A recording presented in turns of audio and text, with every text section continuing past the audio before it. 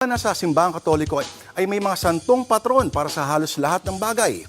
At hindi lang yan yung mga tipo nila, St. Jude na patron saint of Los Coses o yung mga patron saint ng mga hayop gaya ni St. Francis. Ito malamang ay mga santong patron na baka hindi nyo pa alam o kilala. Si St. Isidore, ang Espanyol na nakapagsulat ng mga diksyonaryo at encyclopedia, ang tinuturing na patron saint ng internet. Nako, paano pag pinupunta mo yung website na paputok? Aba, yan, si Santa Barbara na matapos mabinyagan bilang Kristiyano ay pinapugutan ng ulo ng paganong ama na si Dioscoro at agad tinamaan ng kidlat itong si Tatay.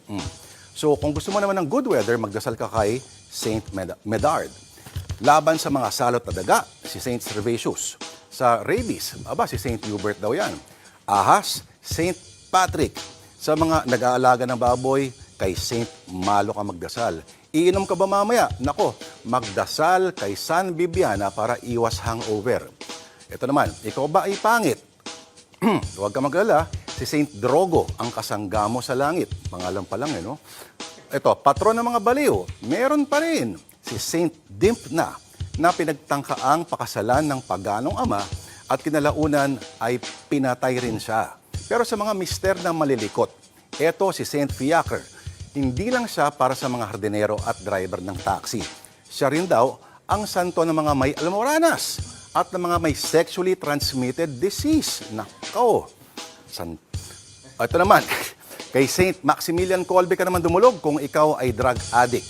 Pero kung grabe na talaga ang iyong addiksyon, yari ka talaga sa pinakamatinding poon. Ayan. Ito naman. Paps Lee, Angela, sino naman yung mga santo ng mga nauuhaw? Sino? Walang, ito. Si San Miguel. Sorry. Kulang pa. At yan ang headlines sa On History ngayon. May replay ang tadhana. Dahil bilog ang balita